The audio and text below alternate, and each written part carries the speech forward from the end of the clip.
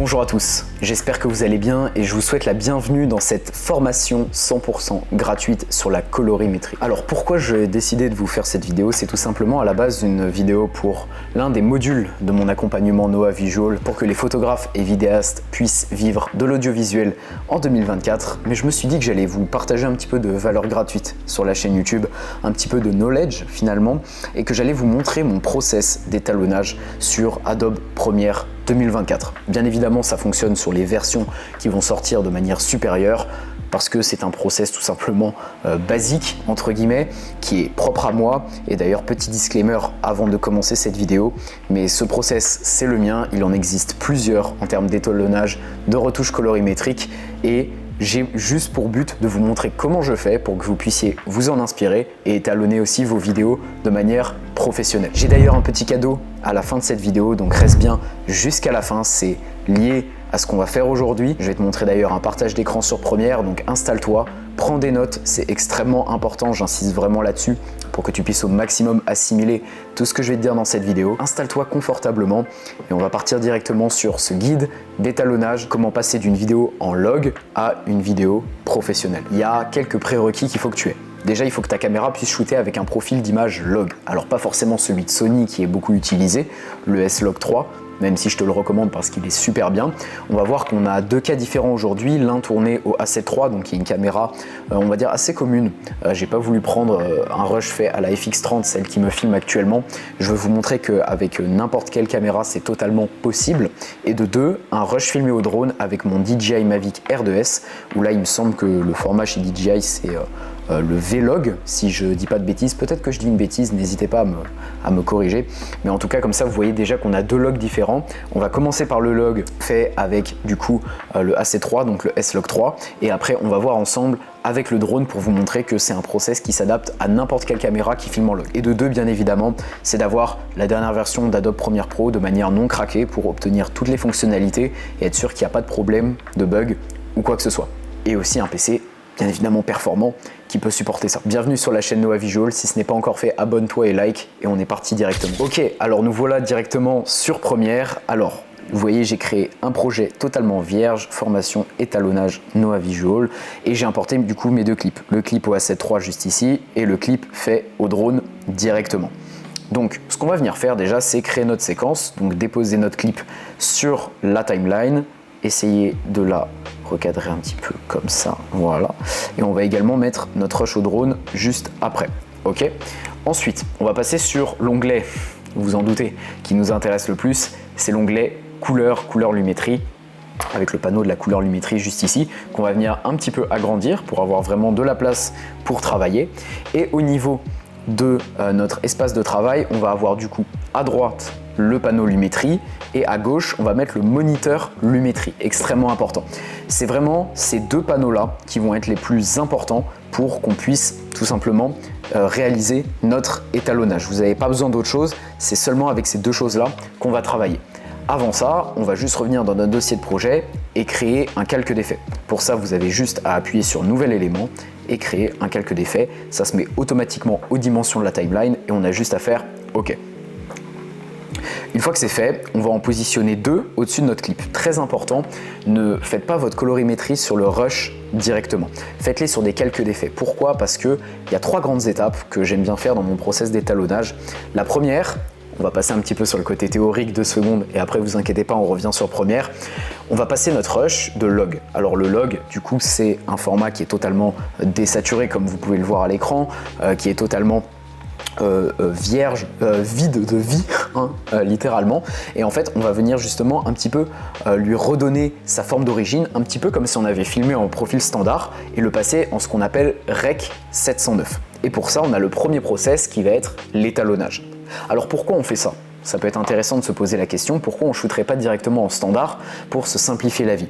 Tout simplement parce que en shootant en log, vous allez exploiter pleinement le capteur de votre caméra. Je pourrais vous retrouver la donnée que je vous mettrai actuellement à l'écran, mais le nombre de data que vous allez pouvoir capturer en plus comparé à un profil standard, c'est énorme. Et ce qu'on va venir faire, c'est en repassant ce log en Rec 709, on va venir compresser toute cette information tout en la gardant. Et si vous comparez par exemple un rush en standard et un rush en log étalonné, vous allez voir que pour deux mêmes images qui rentrent un petit peu dans le même moule entre guillemets, et ben il y en a une qui a été plus compressée, qui est rentrée dans le moule, mais qui contient beaucoup plus de données, beaucoup plus d'informations, de détails, et c'est vraiment ça qu'on va venir chercher. C'est l'un des facteurs qui va faire que vous allez passer d'amateur à professionnel, c'est prendre le temps de bien faire cette colorimétrie.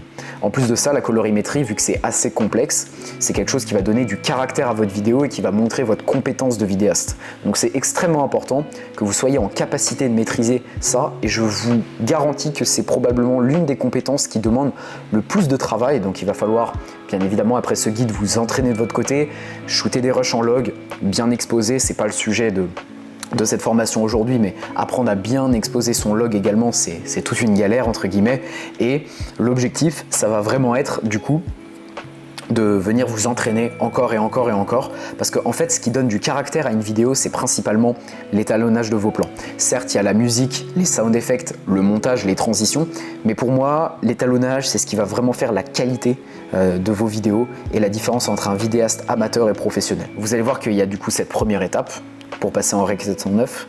Après, il y a la deuxième étape qui va consister à donner un look à votre vidéo. Donc pour ça, il y a plusieurs méthodes. Vous pouvez soit faire votre look à la main, soit ce que je vous recommande, c'est d'utiliser une LUT, c'est-à-dire un preset de couleurs que vous allez appliquer sur votre rush étalonné. Et pour terminer, il y a la troisième étape qui est les ajustements, donc à savoir, pourquoi pas, on va dire, finaliser un petit peu le rendu de la vidéo, donc monter un petit peu les hautes lumières, ajouter la réduction de bruit, ajouter un petit peu de lissage, du vignettage, etc. Pour moi, c'est les trois grandes étapes de mon étalonnage et c'est ce que je vais vous présenter du coup aujourd'hui, sans plus tarder. Donc si on revient sur Premiere, on va créer du coup deux calques d'effets qu'on va mettre au-dessus de notre rush. Le premier, ça va être le calque d'étalonnage pour passer en Rec 709. Et le deuxième calque qu'on va mettre juste ici, ça va être un calque qui va avoir pour but de donner un look et de faire les ajustements finaux, tout simplement. Donc, maintenant, on va voir comment se servir de ces indicateurs et lesquels activer, parce que par défaut, ils ne seront pas comme ça sur votre logiciel de montage, je pense. Vous allez en activer deux. Vous allez activer la forme d'onde primaire, RVB blanc. Donc c'est celui-ci, et le vectorscope, YUV. Alors à quoi sert l'un et l'autre? Le vectorscope, on va un peu moins l'utiliser, mais il aura quand même un certain avantage. Vous voyez qu'ici on a différentes couleurs, le rouge, le magenta, le bleu, le cyan, le vert et le jaune. Et on a une sorte de petit point au milieu. Alors pour l'instant ça donne pas grand chose, mais ça risque tout simplement de bouger en fonction de comment dire, de quand on va avancer dans la vidéo. J'ai mute les pistes, comme ça va pas nous gêner. Et en fait ça va pointer vers la couleur qui est la plus présente. Alors l'intérêt de ça, c'est juste de se donner une idée, les couleurs qui sont les plus prononcées dans votre image et permettent éventuellement de vous aider à les régler derrière. Mais l'indicateur qui va nous intéresser le plus, c'est justement cette forme d'onde primaire. RVB blanc, bien évidemment, très important. Parce que si vous mettez en global, ça risque de vous montrer toutes les couleurs et c'est pas ce qu'on veut. Là, on veut vraiment se concentrer sur uniquement les lumières. Vous voyez qu'ici, on a du coup notre indicateur qui va de 0 à 100. On regarde que les chiffres à gauche, pas à droite. Je préfère largement me fier de 0 à 100, c'est beaucoup plus simple en termes de visualisation. Le 0, la ligne du 0 que vous voyez juste ici, ça correspond au noir de l'image. Le 100, ça correspond aux hautes lumières. Et entre les deux, vous en doutez, ici vous avez les ombres et ici vous avez les blancs. Le but, c'est que là, vous voyez, ça ne remplit pas toute la plage dynamique. Le but, c'est qu'on va venir justement étirer tout ça pour exploiter au mieux l'image. Mais il y a une nuance très importante. Vous voyez que si, imaginons, je viens tirer les noirs à fond ici, genre vraiment beaucoup. Ici, ça va s'appuyer sur le 0. Ça veut dire que une fois que, vous voyez, il y a trop d'informations qui s'écrasent un petit peu comme ça, par exemple sur la ligne des 0, ou alors on peut faire exactement la même dans l'autre sens, bien sûr, avec les hautes lumières, comme ceci. Vous voyez que là, ça s'écrase complètement. Ça crée un amas ici sur la ligne des 100. C'est pour vous imager, bien évidemment, vous voyez que l'image est extrêmement blanche, en fait, juste ici. En fait, quand on arrive sur ces informations-là, ça signifie qu'on perd de la donnée dans l'image. En fait, on exploite trop le rush, et nous, notre objectif, c'est justement d'exploiter plus de données qu'avec un rush standard, mais de pas trop en exploiter non plus pour pas avoir des pixels morts. Parce que ces pixels morts, qu'ils soient blancs ou noirs, ça va créer du grain dans votre image, ça va pas être joli et vous perdez de l'information. C'est pas du tout ce qu'on veut. Donc notre objectif, ça va être de rééquilibrer au maximum et d'aller tirer au maximum le spectre, que ce soit en haut ou en bas, pour avoir une belle image rééquilibrée, où on exploite un maximum de données sans pour autant en perdre. Donc le process, maintenant que vous savez un petit peu comment fonctionne ça, on va venir le faire déjà dans la correction de base et c'est quasiment que dans la correction de base d'ailleurs que ça va se passer. Le but c'est que je vous montre un process qui est simple. On fonctionne par paires. Quelles sont les paires? Alors on a une première paire, c'est le contraste et l'exposition. Une deuxième paire, la saturation et la balance des blancs avec la température et la teinte. Une troisième paire, ça va être les tons clairs et les tons foncés. Et une quatrième paire qui va être les blancs et les noirs. Ça va être lié, ça veut dire qu'on va jouer dessus un par un dans un ordre précis pour tout simplement rééquilibrer l'image et on va s'aider à la fois de nos yeux avec le rendu visuel final et en même temps de cet outil-là qui va nous aiguiller et nous dire si on crame ou pas tout simplement des pixels dans l'image. Donc tout d'abord, vous allez commencer par jouer sur les contrastes. Alors vous voyez que si on les monte au maximum, ils montent qu'à 100. Si vous restez appuyé sur le chiffre, comme ceci, vous voyez, là je reste appuyé avec le clic tout simplement, vous pouvez monter déjà à 150. Vous voyez que ici, on va venir le monter déjà au maximum pour retrouver de la donnée.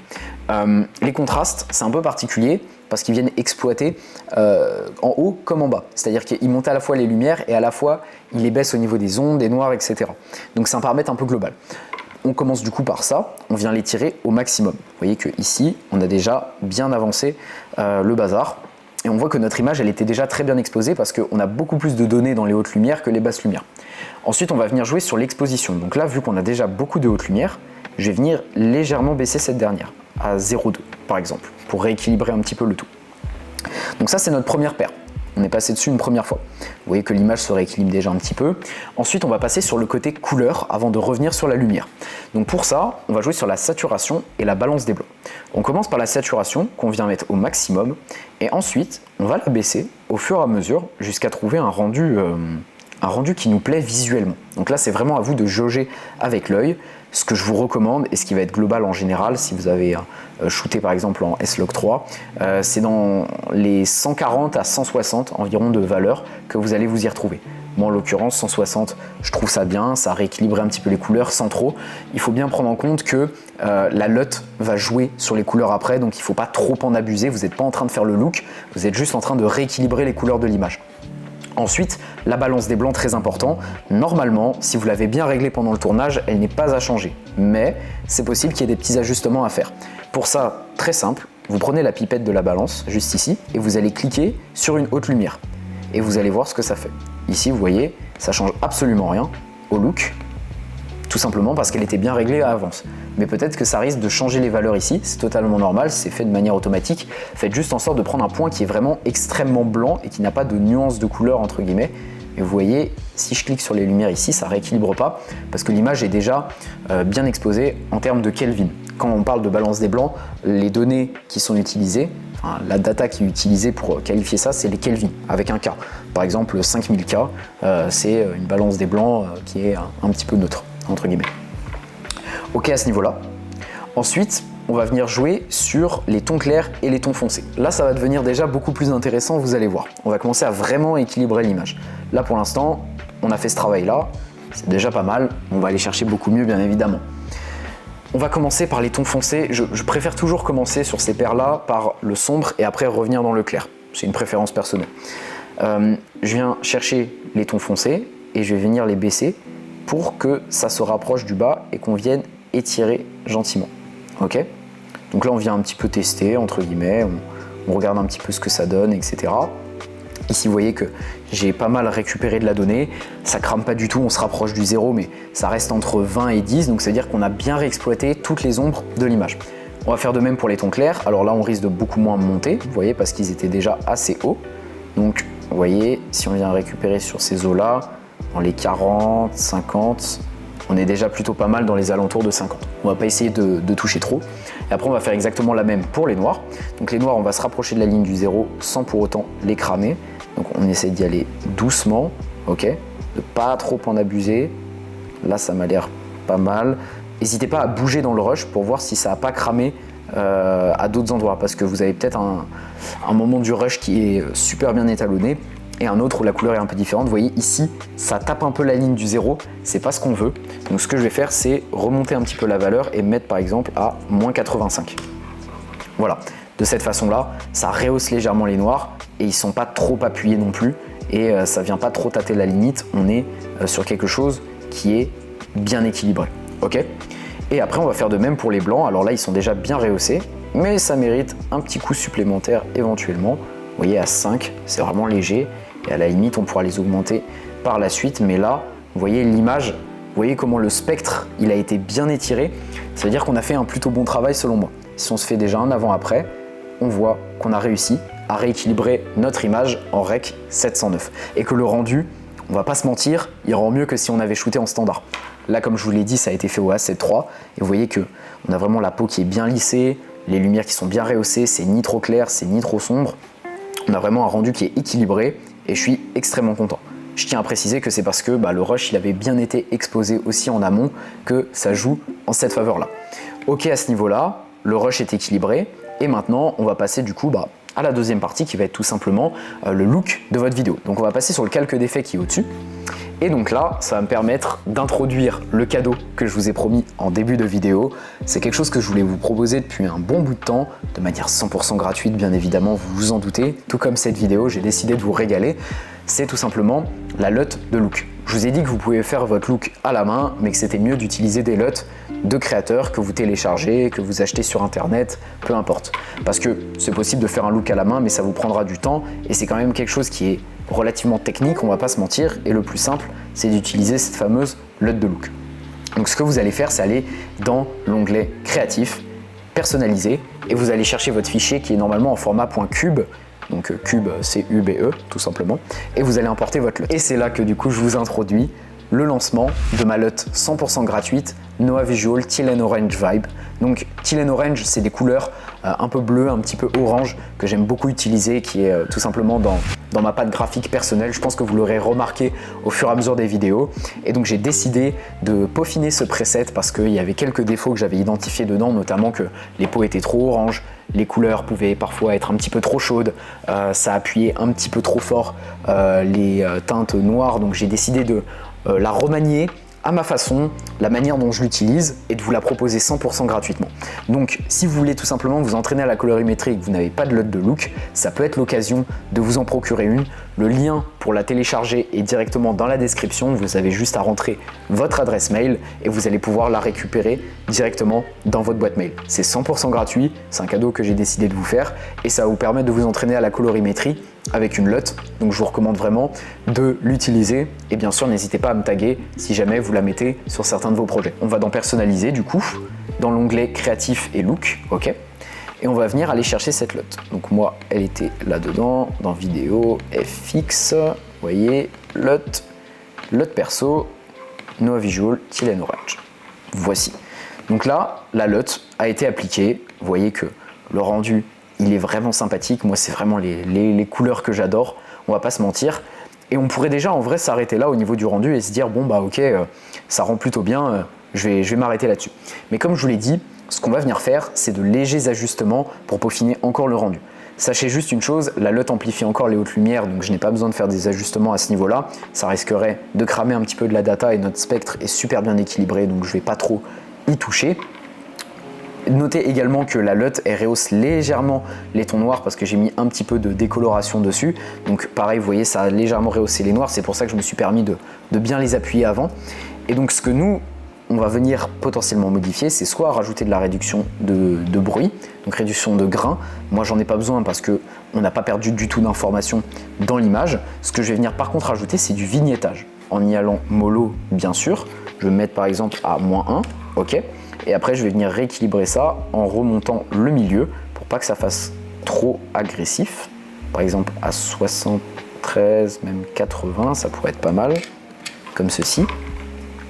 Et voilà, ça rajoute un joli petit vignettage sur la vidéo qui est pas trop agressif. En vrai, je pourrais même le monter encore plus, genre à 90. Voilà à ce niveau-là.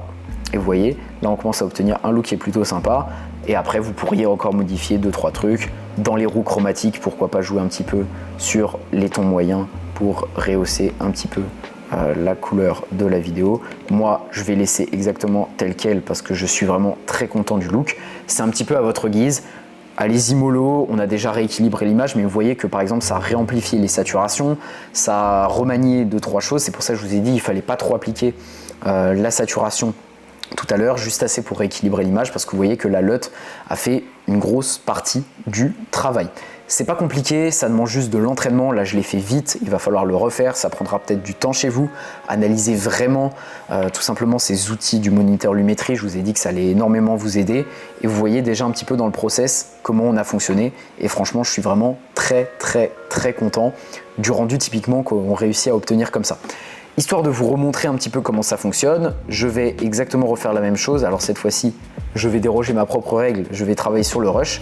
Je vous refais la même chose pour ce rush au drone, qui est un magnifique plan d'une plage en Bretagne, magnifique.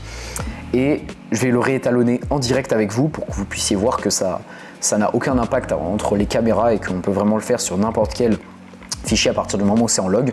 Et après on va appliquer la LUT tout simplement de couleur, on va reprendre le calque d'effet, on va mettre par dessus et voir s'il y a des ajustements à faire ou pas. Donc là pareil, on refait la même chose, on vient chercher vraiment les contrastes à fond. Là c'est super exposé, donc on va venir baisser un petit peu l'expo, monter la saturation, puis la rebaisser éventuellement pour rééquilibrer un petit peu tout ça. Donc moi dans mon cas, j'aime bien quand c'est dans ces eaux là vers 160. On va se mettre pourquoi pas 155, ça m'a l'air assez bien. Au niveau de la balance des blancs, je vais légèrement la monter en plus chaud pour amplifier ce côté un petit peu chaleur, plage, etc. qu'il y a dans la vidéo. C'est une touche qui est pour le coup volontaire, bien sûr. Et là, je vais jouer du coup sur les teintes foncées. Je vais venir aller vraiment les exploiter à fond. Les tons clairs, je vais un poil les monter, mais pas beaucoup plus. Je vais les mettre à 10 parce qu'ils sont déjà bien amplifiés. Pareil pour les noirs, on va venir chercher encore un petit peu plus d'infos sans pour autant cramer. Donc sur les moins 80, ça devrait être pas mal. Et pareil, on va venir chercher un petit peu de blanc pour fignoler le tout. Ok, à ce niveau-là, on regarde un petit peu le rendu, on regarde si on pourrait modifier 2-3 choses.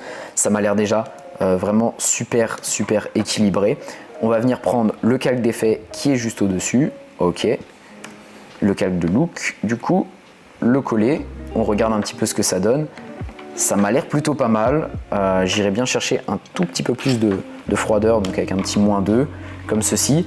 Et chose que j'aimerais beaucoup faire, donc on voit qu'il y a déjà, on va dire, le travail qui est quasiment fait. J'aimerais bien juste amplifier un petit peu les teintes bleutées de l'eau pour que ça ressorte un petit peu plus, le côté un peu lagon, etc. Vous voyez, qui est vraiment sympa.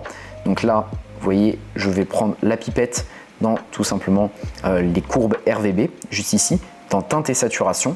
Je prends la pipette, je sélectionne la couleur de l'eau, je viens prendre ce petit indicateur là, le mettre au-dessus du bleu et le monter pour amplifier le bleu. On y va doucement, ça peut aller très vite. Et on regarde un peu l'avant-après, on teste. Je ne sais pas si ce sera super visible à la vidéo, mais je trouve que ça rajoute quand même un côté vraiment sympa au projet, sans pour autant amplifier les verts. On a déjà les bleus qui sont un peu plus prononcés. Donc vous voyez, c'est le type d'ajustement qu'on peut faire aussi, amplifier certaines couleurs si on en a envie. Moi je trouve que comme ça rend vraiment bien. On a vraiment réussi à moduler un petit peu le tout dans le projet et je suis vraiment content du rendu. Et vous voyez que typiquement pour ce genre de plan drone, là l'étalonnage s'y prête super bien et on a un rush. Si on se fait un petit avant-après LUT, ça donne ça, et avant-après étalonnage, ça donne ceci. Voilà, tout simplement. Donc on réutilise vraiment un maximum d'informations dans l'image et vous voyez que c'est possible à partir du moment où vous avez n'importe quel format log sur n'importe quelle caméra qui le propose, même si c'est une autre marque que Sony. Ça marche sur les drones, ça marche sur les Panasonic, ça marche sur absolument tout. Et voilà, on arrive à la fin de ce guide sur l'étalonnage qui est assez complet. J'ai essayé de vous donner un maximum d'informations sur mon workflow. J'espère que ça vous aura plu. Bien évidemment, je le répète encore une fois, mais la LUT est 100% gratuite et vous pouvez la télécharger directement dans la description en passant par le lien. Et comme je vous l'ai dit, c'est l'un des nombreux modules qui concerne mon accompagnement dans l'audiovisuel, donc l'accompagnement Noah Visual, qui est sur 3 mois, où je t'aide, que tu sois photographe ou vidéaste, à passer de 0 jusqu'à vivre de ta passion. Là actuellement, j'ai encore quelques places de libre. Si jamais tu es intéressé par ce genre de contenu, alors bien évidemment c'est un support vidéo, mais on a un suivi, on a des bilans, on appelle ensemble. Et si vraiment tu es bosseur, acharné et déterminé à l'idée de vivre de ta passion pour l'audiovisuel, tu peux réserver ton appel gratuit via le lien Calendly qui est directement dans ma bio. C'est un appel de 30 minutes 100% gratuit où nous allons discuter ensemble, échanger et voir si ton profil peut correspondre à l'accompagnement. Merci à tous d'avoir suivi cette vidéo. N'oublie pas de liker, commenter et partager. Et on se dit à la semaine prochaine pour un tout nouveau contenu. C'était Noah. Ciao tout le monde.